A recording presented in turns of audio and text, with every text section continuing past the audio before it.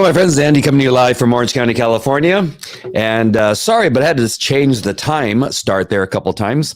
I had pre-scheduled the live, and then my son came to me and said, "Oh, Dad, we have a Zoom call with the school that he's going to next year, which is El Dorado." And I'm happy that he got selected to be in their digital media program. And so tonight, that meeting was tonight at 6:00. That's still going on right now. So pretty much they're all saying the same thing. It's a fantastic a program for kids getting into digital media, which is video and photography and marketing and logo creation. It is amazing what was being shared. So I had to change the time. Sorry for the little bit of delay. Another thing occurred today that I want to let our regular viewers know, and that is a friend of mine by the name of Bev Lawson passed away this morning. Those of you that have been watching just last night, I think she was on, and you guys were saying hi to each other, and she's been on the devotional broadcasts that we do in the morning also. Bev and I worked together at Anaheim Police Department. She was a dispatcher. I was there as a police officer, and her and I have been friends for several decades. And I was shocked to learn from her mother this earlier today that she passed away. It looks like there was just something that happened. She had gone through some illnesses earlier in her life, and it appears that this morning she just got into some type of distress, and on the way to in the ambulance on the way to the hospital, she passed away. So I want to send prayers to her family, her mom and dad. As I know more, I will share those with you as long as the family's okay with that. But just want to make you aware, a friend of the show who's on often and has comments and has followed me as I have been doing my show, the Andy Falco show and the devotional show with Hedia. She has been a part of those shows and commenting often. And many of you know her from our shows and have said hi. So just so sad this morning or today to hear that. And so today's show, I just wanted to cover something that's actually fairly simple. I mean, I should be able to come on and just, it should make 5 minutes. But yeah, me too. It's we just had lunch not too long. Hetty and I and Bev and another friend of ours, Chuck Knight, just had lunch not too long ago. So I don't even know what to think. I don't know. I don't even know what to say.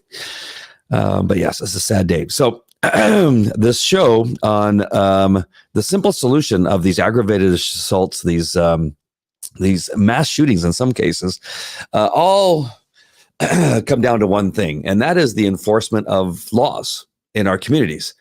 How this concept continually gets looked at as racist or looked at as a negative by politicians and leaders in our community is simply shocking. And the law and order that President Trump brought to to light during the 4 years that he was in the presidency was a simple one. It's just like we just simply want our laws enforced. And it seems like, well, that's stupid. Who doesn't believe in law and order? Well, apparently Democrats don't believe in law and order. We're seeing it on a daily basis, right? We've seen it for years now that they put DAs in these positions. George Soros really funds the campaigns for DAs to get into positions in these major cities like San Francisco and Los Angeles, in particular, and in New York. That's simply a DA, a district attorney, whose job is to prosecute crimes in the community, are simply refusing to enforce crimes in these communities and saying it's racist to enforce laws in these communities.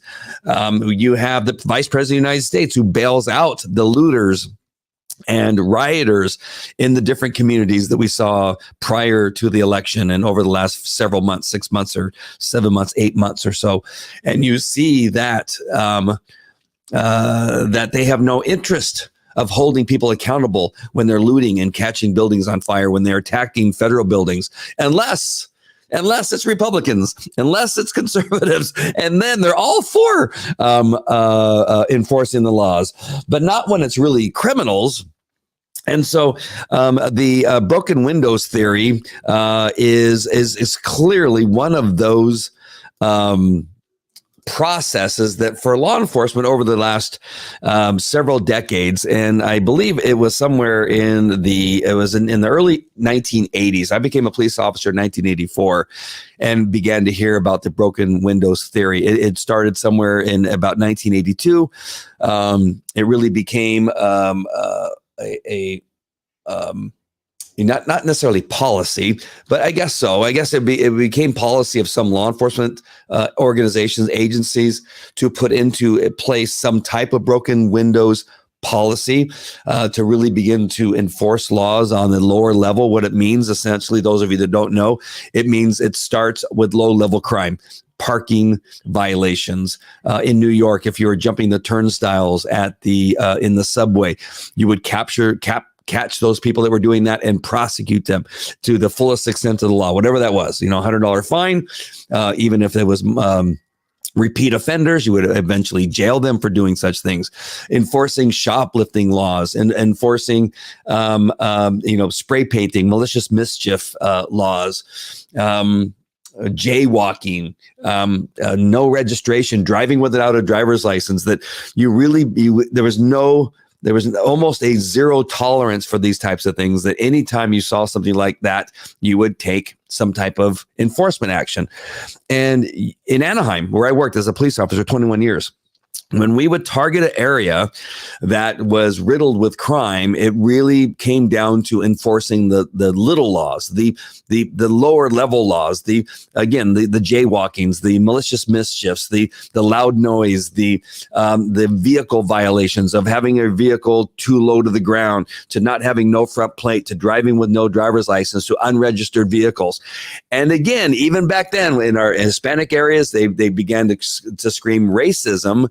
And that's always the thing that gets these things to stop. But the problem is that's quite often, unfortunately, where many of the crimes are occurring in some of these lower income, low crime area, low income areas, areas of our cities in Anaheim, Los Angeles, San Francisco, and a lot of minorities live in those cities. The problem is there's no other way to solve the problem.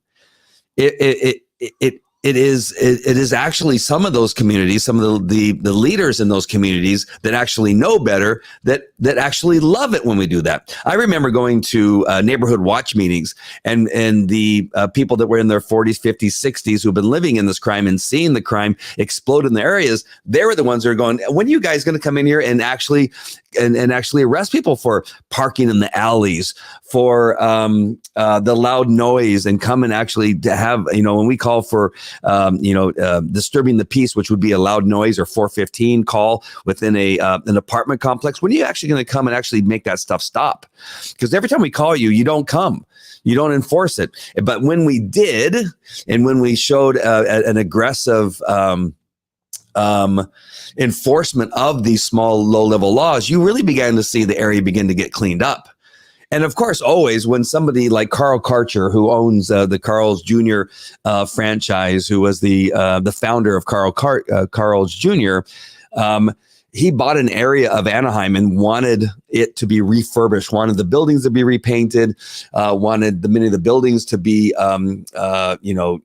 fixed of the plumbing problems that they had, or if they had awnings that were falling down or staircases that were falling down. He actually paid for an area of Anaheim to be refurbished. And what we had to do in order to do that is we had to begin to enforce all the laws: illegal parking, malicious mischief, loud noise, drugs, low-level drugs. So we had our street crime enforcement investigators going in there and arresting everybody that was dealing everything from small dime bags of marijuana to large, sales of narcotics. And so on and so forth, all little laws. When we wanted to clean that area up, what did we do? We enforced the laws. And that is how you really begin to impact the homicides, the aggravated assaults, and everything else, because you start on those low levels, because it's the low level crimes that lead to the bigger crimes and a bigger police presence and that kind of stuff. And so it just makes sense. You had Mayor Rudy Giuliani. He did what was something called zero tolerance policing initiative in New York in the 1990s, following the broken windows theory, which just expanded on it. He used a computer system, a data system to keep track of crime trends in the city of New York, and it worked. You saw crime to get reduced. You saw what we had, we would recognize in the 70s of just a crime-riddled New York, right? There's spray paint, the malicious mischief, the graffiti all over the subways, all over the walls, everywhere in the city of New York. And then Rudy Giuliani comes in and starts the zero tolerance policing initiative, and you began to see the city begin to get cleaned up. You began to see businesses coming back. You began to see people actually eating outside, jogging, riding their bikes, doing stuff that they hadn't done in years. Why? Because the carjackings weren't occurring, the muggings weren't occurring, the aggravated assaults weren't occurring. Why? Because they began to work on the lower level crimes. It is always the solution. There is no other answer to stopping the high level crimes unless you're dealing with the low level crimes and putting a more police presence in those cities. And it just simply is the solution for those types of crimes. It's really crazy. Grocery stores don't arrest shoplifting anymore. Absolutely. That's what's happening in Los Angeles and San Francisco. That's why you're seeing the amount of shootings that are going up. You're seeing the amount of everything else going up. All the other crimes are going up because at the lower level, they're not enforcing any laws. And you begin to have this idea of lawlessness is accepted in these communities. If they're not going to enforce the low level crimes, they're surely not going to they're not going to enforce the higher level crimes. It's like a child, right? It's like a child in your home. If you're a parent and you're allowing them to stay up, past their bedtime on a regular basis, if you're allowing them to talk back to you, if you're allowing them to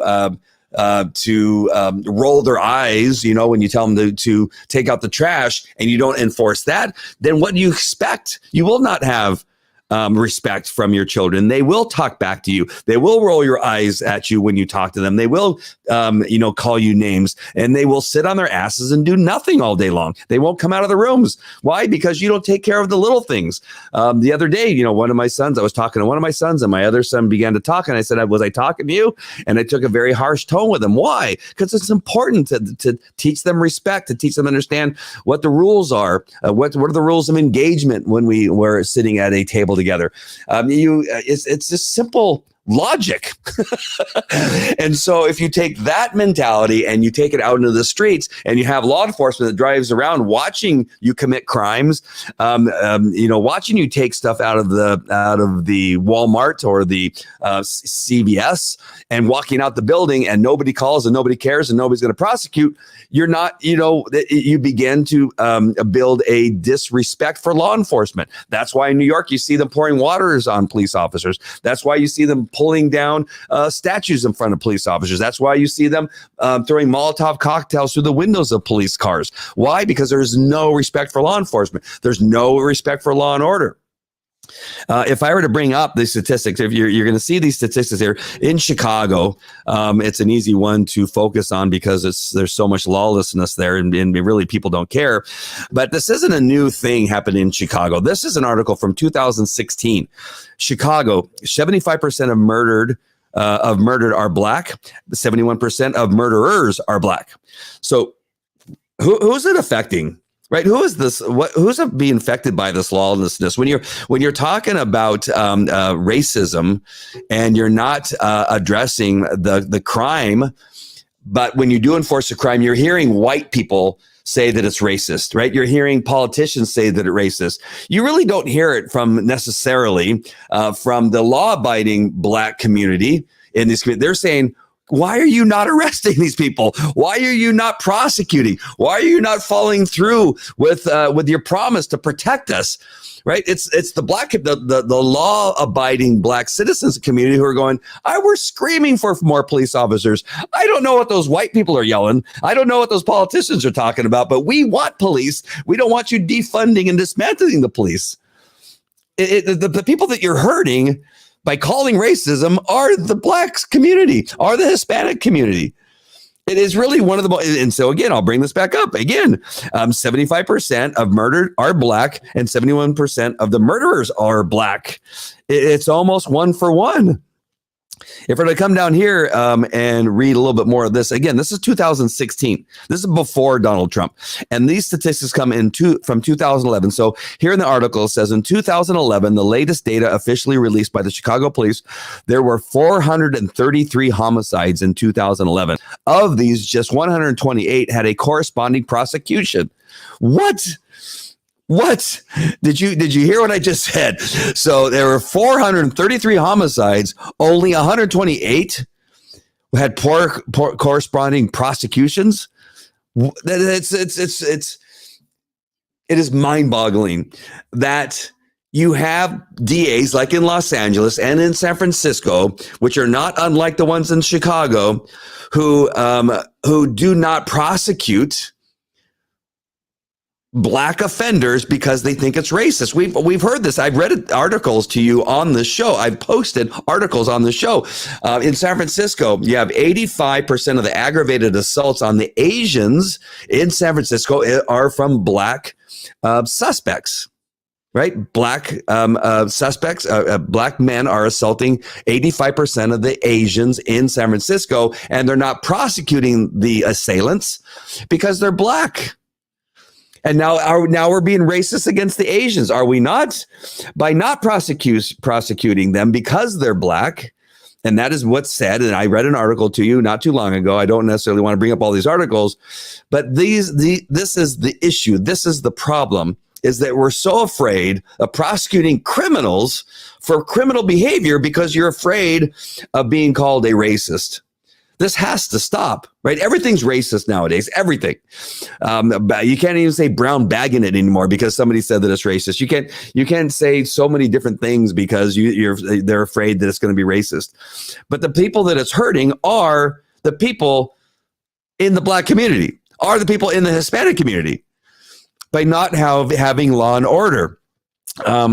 In the same community, in 2011, there were 140 convicted offenders for the 128 victims with an associated prosecution. There were more offenders than victims because 10.7% of homicides had 2 offenders, and 10% had 3 or more offenders convicted. 87% of all offenders had a prior arrest history. Offenders are 88% male. I can go on with this, but again, that's 2011. I'm gonna change this to a more current screenshot of. Let me get rid of that one so I don't get confused. And this is a more recent article for 2021, and that is that murders and carjackings in 2021 expected to shatter records in Democrat-run city of Chicago.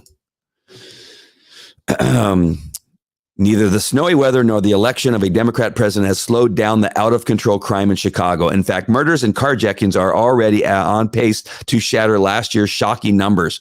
Chicago started the year with 51 murders in January alone. In 1 month, 51 murders, the highest figure in 4 years. In addition, there were 201 shootings last month. Although crimes like robberies and burglaries are down, the violent crime and murder rates are of great concern to city officials. Police officials and prosecutors met via video call in early February to discuss ways to stem the rising number of carjackings. Most concerning, according to official, is the young age of carjackers. Concerned city officials say the carjackers are as young as 12 years old have been arrested. Chicago saw 1,415 carjackings in 2020, more than double that of 2019, and the highest since 2001. If the current trend holds, city officials predict there could be as many as 1,800 carjackings this year in 2021.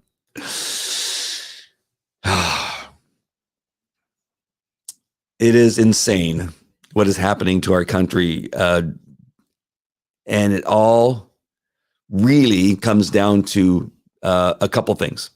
Democrats is one of them. Media. Just pushing this racist narrative that somehow catching criminals, prosecuting criminals is racist. Low-level crime enforcement is racist. It is the media that is shoving this down our throat. It is elites in Hollywood that are shoving this down our throat. And it is the Democratic politicians are shoving this down our throat. And the only people they are hurting are the communities like Chicago, the black areas of Chicago. They're the only ones that are really hurting. You're seeing the murder rates, right? You hear on the news all about these shooters, right? The Syrian shooter in Colorado. What's the name of that city? Gosh darn it, I lost the name of the city. I was struggling to find it, and I thought I would be able to pull it up. Boulder, Colorado. In Boulder, Colorado. All day long, that's all you hear, right? They're trying to find a way to say he's a white supremacist or something like that. He's not. He's from Syria. And he's an ISIS, and he hates Trump, by the way, right? But they're still looking for angles, right? They're so fixated on trying to make this a white supremacist, a racist killing on some sort because they're so hungry for it. They spent so much time on that, but we had 50 murders or whatever it was. What's the number again? It was a large number. 51 murders in January in Chicago, and they say nothing. They say nothing about it. The media says nothing. You have to, it's hard to search for these articles of what's happened in Chicago. Why? Because it doesn't fit what it is they want to claim. They want to claim that these crimes are being committed by white supremacists. That it's a racist thing. That if we even look at it, that we're racist. If we even bring it to your attention, I'm being racist. When we bring it to your attention that 80% of the aggravated assaults are blacks on Asians, if we bring that up, we're being racist. If we're prosecuting shoplifters in San Francisco and Los Angeles, it's being racist. The easiest way to stop most of this, we're never going to stop it all. Why? Because we are sinful human beings. Human beings are sinful, right? But you have to put some type of punishment. You have to put in place some type of enforcement. You have to not call everything we do when it falls under the enforcement of laws in predominantly low income areas that usually, have a high number of Hispanics or a high number of blacks, that because we're going in there to enforce the laws, to clean it up, to arrest people and hold them accountable for it, you have to stop calling it racist. Because again, the only people you're hurting, the only people that are dying because of your calling it racist are people in the black community. Most of the children, and then we could even go as far as, you don't care about abortion, right? But most of the people that are being that are aborting their children are black people, right? The black babies are the ones that are being aborted. The people that you're saying that conservatives are racist against are the ones we're trying to protect with law and order and the abolishment of abortion. If we were to abolish abortion, and if you were to actually allow conservatives to run law enforcement the way it's supposed to be enforced, law is supposed to be enforced, you would see less crime in black areas. You would see less black babies being aborted. The real problem is not helping these black communities understand that fathers need to be involved in the raising of children and need to be more involved. That's really the biggest issue. How do we get to that? Nobody's addressing that. The churches are trying to address it, but we're not having any luck doing that because we have so much pushback in regard to enforcing laws and prosecuting people, and the focus is on how racist conservatives are. Conservative Christians are racist and they're terrorists, and it's causing the abolishment, the defunding, and dismantling of law enforcement because we also want that to occur. We want law enforcement to be strong. We want to increase law enforcement. We want to increase in the enforcement of laws. But because we want to do that, you want to tell us that we're racist, and it all ends in the death of black people, Hispanic people, the very people that you're saying that we're racist against. You want to focus on a shooter in Boulder, Colorado, a shooter in Atlanta, horrible situations, bad situations. But you spend all your time on that and none of it on the real problem, the problem of not enforcing laws. Even then, I think on a level, if we were to go back to enforcing laws, to paying attention to who's buying what and who's doing what and actually enforce the laws, then it may even impact some of those things that are occurring. Chicago has one of the strongest gun laws, right? Gun restrictions laws in the country, and yet that's where most of our shootings are occurring. Do you realize that, dimwits? You realize that the strongest enforcement of gun restrictions is in the very city where you have most of the murders occurring, with handguns, not with assault rifles, by the way. We just have to look at this differently, and we have to wake up. Conservatives have to get control. Conservatives have to get control of our country, or else we're going to lose it forever. Let me look at a couple of these comments, and then we'll call it a night. The shoplifter was that, so I pay more for. Yeah, you got to pay more because the businesses are losing, up to $400 and not allowed to prosecute anybody. The cities aren't prosecuting them. The DAs are refusing to because it's racist to prosecute somebody who wants a television and walks out with it. They're just walking out of the stores, and they don't care if you videotape them. They don't care about anything, right? It's just the craziest street. I have my shirts racist. Yes. But wait, reparations there. But wait, it ended 100 years before I was born. Absolutely. Crime is horrible everywhere. I saw a car at the dealership today with a smashed window, and rep said he gets them every day now because they are no longer arresting people for it. Yeah, smashing windows. You saw what was happening in Miami. The videos of Miami. You can't take video and share it about what's happening in Miami. Why? Because it so happens to be a large number of black people fighting. And somehow they were trying to turn that against the governor and saying it was racist. Racism was causing it to happen. Most of those people were not from Florida. They were from out of town coming there, and they were fighting in the restaurants. Number one, they're also ordering thousands of dollars of alcohol and food and walking out of the restaurants. And the owners were chasing them, saying, because they're so used to doing it in Chicago, they're so used to doing it in New York, they're so used to doing it in Los Angeles, where you order food, you order alcohol, and you just walk out without paying, because who's going to prosecute you? Nobody. So they go to a place like Florida where probably laws are actually enforced, and they think they can do the same thing there.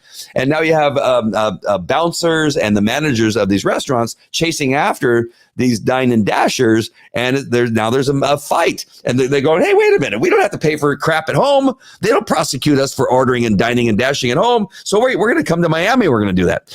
And Hedy is right, and hello, Hedy, I love you.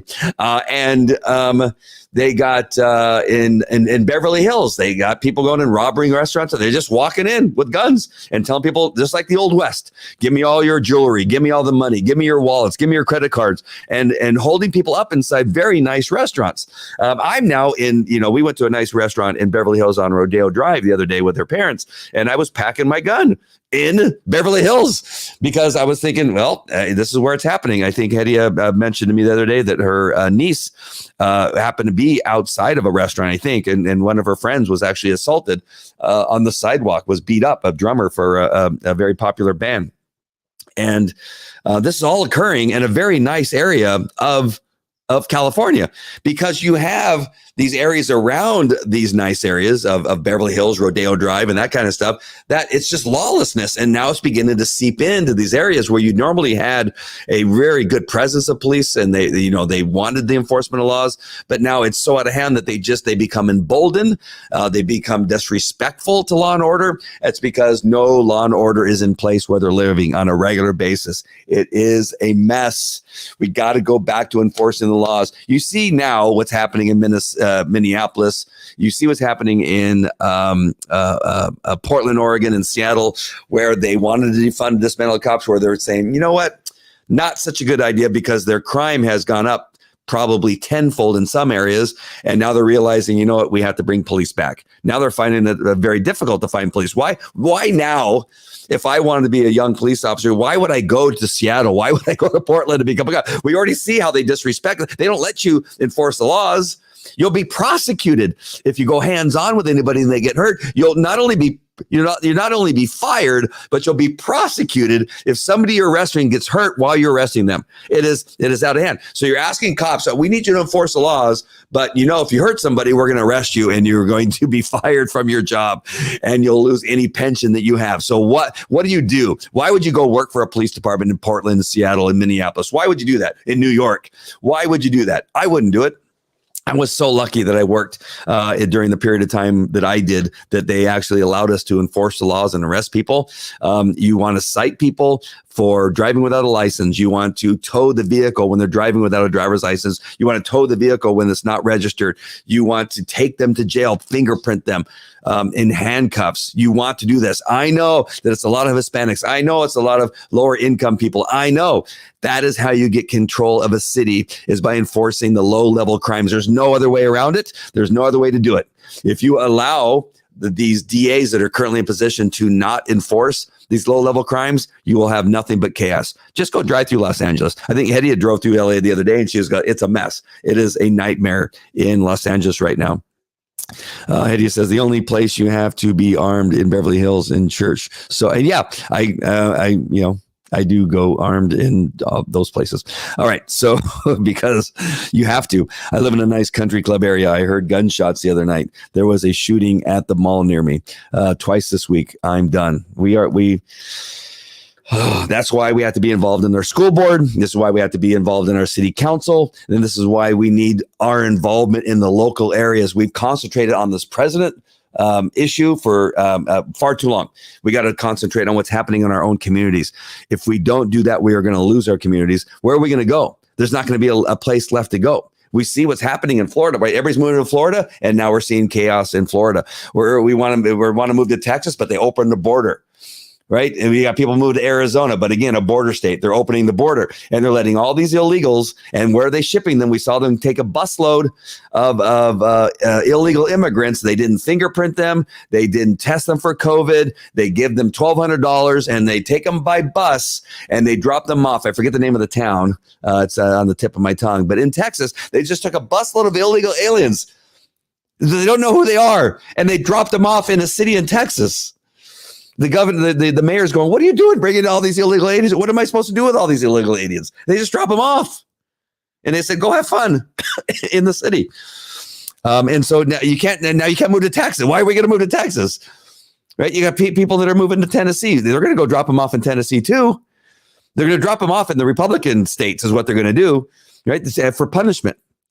For supporting President Trump. They're going to take all these illegal aliens, put them in buses and say, you need to go to Republican run cities and states and drop them off. Why? Because we need to punish them for being supporters of the Republican Party.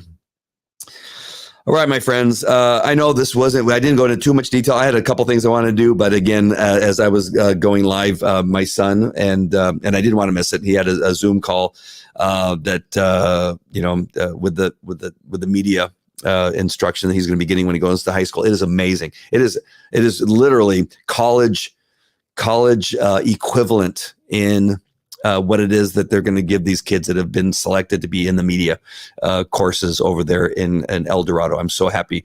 I'm so happy that our schools are actually opening up on April 19th. We may be one of the few districts that I know of that are going to be going back to full time.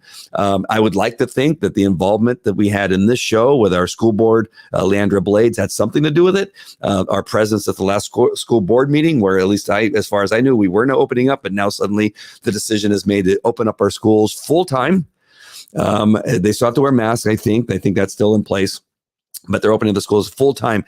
But that shows the power of involvement on a local level. And that's where we have to start doing these shows, highlighting the problems that we're having in our school, showing the difficulties that a school board member has in wanting to do what's best for our kids, and how she got such disdain from some teachers and from some community members, I think was powerful. And we didn't allow it to, still happening, but not to without being, brought to your attention, going to the school board meetings and being present there and causing probably more parents than they've ever seen in a school board meeting, at least in a very long time, to say, no, we want our schools open. We demand our schools opening.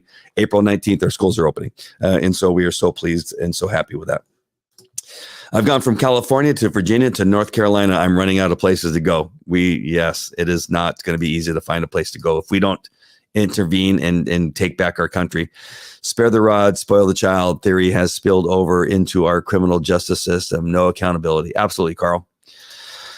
All right, my friends. Again, I started the show to let you know that one of our regular viewers passed away this morning. It's surprisingly, she was on our show last night making comments. Bev Lawson passed away this morning. Just send prayers to her family, her mom and dad, who are still alive. And it's shocking to all of us who know her. I worked with her for 21 years at Anaheim Police Department. We've known each other since the beginning, since the day she got hired on. We've known each other. Chuck Knight is another friend of mine who often you'll see commenting on here. We're both just shocked. And Hedy and I just recently had lunch with Bev just not too long ago, just a couple weeks ago. So we're shocked. It was caught us all by surprise. Her mom, who was with her when she passed away, she didn't see it coming. It was a shock. I saw somebody ask if she got a shot. I don't. That wasn't one of the things that her mom mentioned. I don't think she did. I don't think she got any kind of COVID shot or anything like that.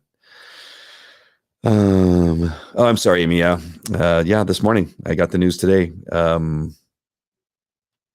woke up, was in distress. Was a little bit combative with her mom, which is not, obviously not normal. Had to call an ambulance, got her in the ambulance. On the way to the hospital, she passed away. Probably some type of heart failure on the way to the hospital. Very sad. So just pray for her and her family. As I know more, I will let you know. It just happened. I just talked to her mom just a few hours before going live and was given the news. All right, my friends. I love you guys so much.